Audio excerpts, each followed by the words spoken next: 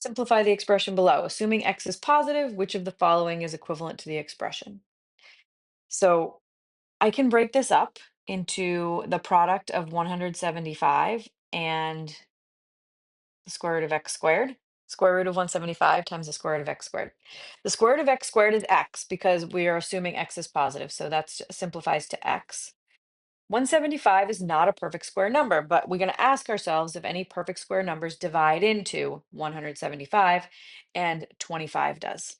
So I'm going to rewrite this as the square root of 25 times, let's see, how many times does it go in? 7 times, because it goes into 104 times and 75 3 times. So 7 times the square root of x squared. And then I can break that further into the square root of 25 times the square root of 7 times the square root of x squared. So this is 5 times x times the square root of 7. So I did the square root of that and I moved it over here. But 5x square root 7 is the answer, which is choice A.